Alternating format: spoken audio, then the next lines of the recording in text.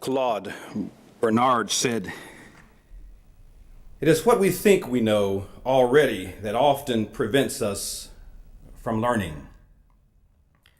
Sometimes I'm amazed when I consider the beliefs I once held, even those held up until a few years ago.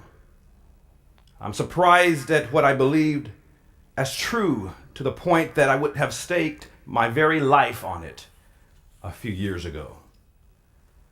I now wonder who that person was who could hold to things that entrapped him in a constant duality of good and evil, right and wrong, black and white.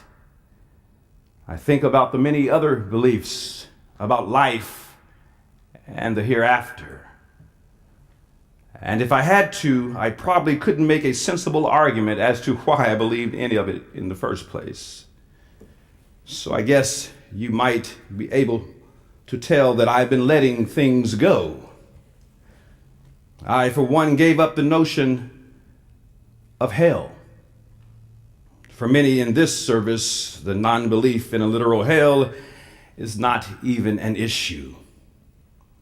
Although I'm sure that there are a few of you who on rare occasions would like to encourage people to go to this non-existent place that you don't believe in, at least temporarily. But I understand this to be a common occurrence for many progressive thinkers, people who have made their lives on the idea of discovery and evolution. Those who know that their discovery is not only about receiving more information, it is about letting go of the misinformation. Most of us know that if we do not let go, we cannot move forward. And yes, there are risks. We have seen the plight of many men and women who dare to posit an alternative possibility, a possibility at times so unthinkable that even in speaking it could result in their deaths. We've heard of the likes of Michael Servetus, who was burned at the stake for refusing to hold on to the idea that no longer fit the emerging evolution of science and language. We know of Dr. Martin Luther King Jr., who was assassinated for daring to believe in the dignity and worth of the human family and equality for all. For years, Copernicus had to defend his theory of heliocentrism, or the idea that the earth revolved around the sun and not vice versa. And no doubt many in his day died believing that they were right, that the earth was the center of the universe.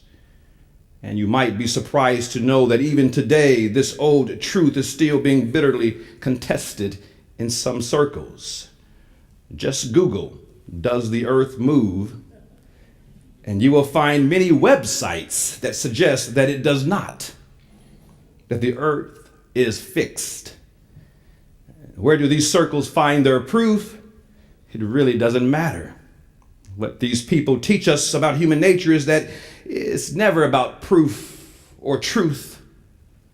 Only humans seem to have the astounding ability to consciously refuse to let go even at their own peril. No matter what a new breakthrough in knowledge reveals, they seem to be perpetually trapped in an age long gone, with their truth as the only viable and ultimate truth. What I have learned over time is that humanity is addicted to being right, often refusing to accept truths which have been long settled, or at least have had some consensus of accepted truth. The lyrics of the song Popularized by the Doobie Brothers says, "What a fool believes he sees. No wise man has the power to reason away." Now, I'm cautious about calling anyone a fool. And while most settled truths should be revisited from time to time, there are those things that are a little less ambiguous, such as water being wet, fire being hot, diamonds that are firm. And if one has another truth for these, then that someone just might be accused of being a little foolish. So, about the same time as I gave up on the idea of and concept of hell, I also let go of heaven. But not necessarily because I no longer believed in the religious tradition of heaven. You see, what I had heard about heaven is that it was only for the good people. And I wasn't sure who the good people were. Are the good people the ones who believed in a manifest destiny, who also brought Christ to the African peoples, but then who enslaved them in a free republic? Are the good people the ones who fought for their own rights while at the same time denying the rights of others? Who love their Christian brothers and sisters, but not their brothers and sisters of another color? Were the good those who embraced reason and personal enlightenment, but who in their day remained silent during such tragedies as the Holocaust? Are the good those in our day who lived in the peace and safety of our homes while millions were displaced, maimed, and killed in the genocides of Rwanda and Darfur?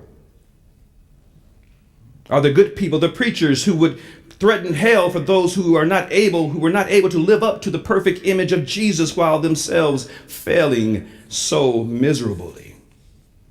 No, I gave up heaven because I loved. Let me explain.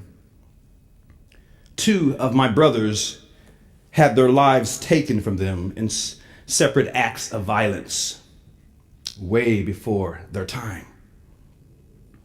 Why would I then give up heaven?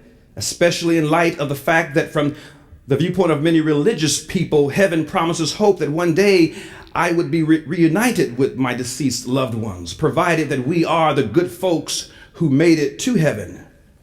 And here was my dilemma. I let go of heaven because of what I knew about my brothers. You see, they were not candidates for sainthood. Far from it. They were not good like those people who supposedly go to heaven.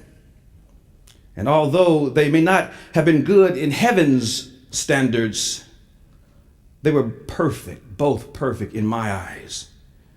And thus heaven had to go. I did it simply because I loved. I suspect that what we know and what we believe today may change at some point in the future. Even our language, which allows for abstract concepts to be formed, expressed, and understood, is still evolving. And new developments in science and technology are still forging ahead. And even though it's being dragged, kicking and screaming, holding on to its very breath, to its very life, religion itself is slowly moving ahead, realizing that if it doesn't change, it will die or become irrelevant and obsolete. Imagine living 500 years ago. And what if someone told you then that you are a walking, breathing, living ecosystem, that most of the time you share your body harmoniously with 90 trillion or so microbes? What if they tried to explain to you the Demodex mites that live in the follicles of your eyelashes, eating, mating, breeding, and rarely leaving except perhaps for a sporadic nighttime walk around your face? If someone told you this 500 years ago, what would you think? Most likely you would think they'd lost their minds, because there would be no frame of reference, no scientific language or discovery. The scientific language and discovery had not caught up to that point. Let's face it, if you lived in those days, right about now, you'd be asking yourself, what in the hell is a microbe? Physicists are now theorizing that the universe may be not unlike a living organism, that the mother universe is actually creating other universes. Scientists have even located what could possibly be the heart and brain of the universes. Who knows, maybe someday through the language of science we'll discover that it really is alive and we are but microbes eating, breathing, breeding, and taking nighttime excursions within the body of the universe. For some, this may be foolishness, but who knows? The real kicker here is that there's a lot that we don't know. Sometimes we don't know that we don't know. We also don't know what we don't know. Most of us, however, think that we know what we think we know. And some, in fact, are so certain that they become aversive to any knowledge that may contradict theirs. They develop epistemophobia, the fear of knowledge. And so our journey continues, as does the foolish insistence that there is more to know, to discover about our bodies, about the universe, and about the existent or non-existent otherness. Perhaps in 500 years, we'll all be worshiping the flying spaghetti monster. You may think that's funny, but the spaghetti monster already has a movement with thousands of followers, its own gospel, and it even has its own Wikipedia page. You see, God does exist in language. So you might be a fool if you were a believer in God most of your life, but at some point you doubted God, finding God cold and silent. If that is you, you might as well be Mother Teresa, who shared the same doubts. You might be a fool if you believe that constant development in the law of life and a man who always tries to maintain his dogmas in order to appear consistent drives himself into a false position. If you believe that, then you might just be Gandhi, who expressed the same. I too might be a fool to believe that I can build my own theology while honoring another's free and independent search for truth. Then I might just be a Unitarian. I don't want it to be said of me that 500 years from now, what I believed was the equivalent of believing that the world was flat. I realize that the people in Copernicus' time thought they knew too.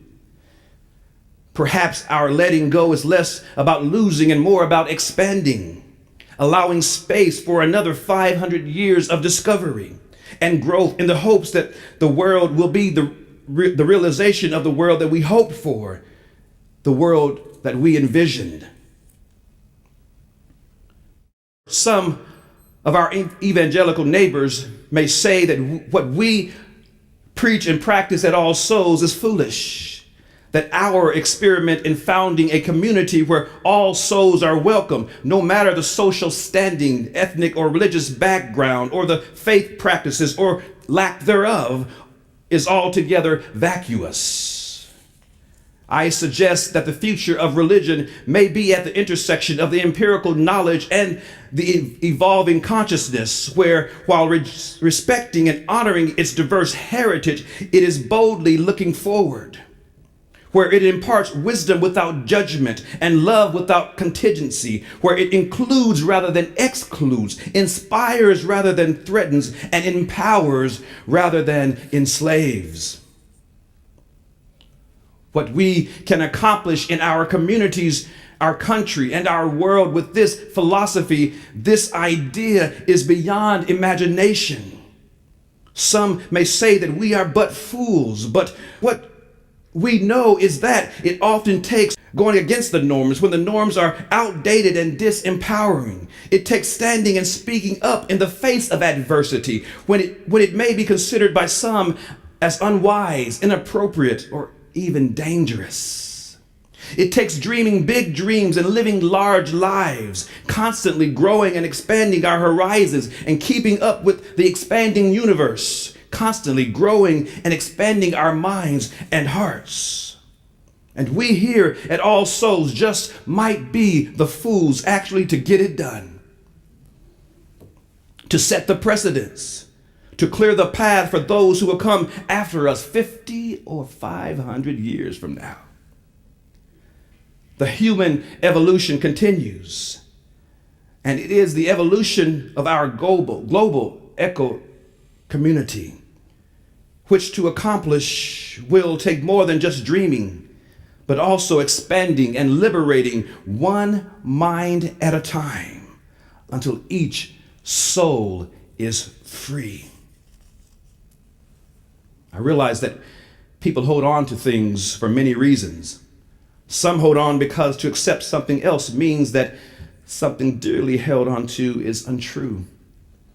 And sometimes people hold on to things not because they do not know what is true, but rather because the alternate reality is far too painful or frightening, far too real. And who am I to judge them? I don't want to lose myself in one day having figured out the courses of the universe. I do not want to be satisfied with knowing like I was satisfied with faith. I do not want to be satisfied with disbelief like I was satisfied with belief. I do not want to be stuck in the place of being right when the odds are, and in 500 years I'm going to find out I probably was wrong about a great deal.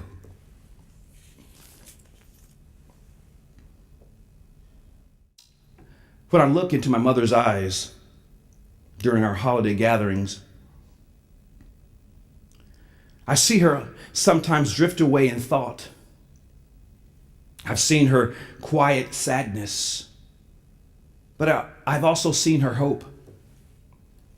The desire to want to believe that someday she'll see her lost children, my brothers, again.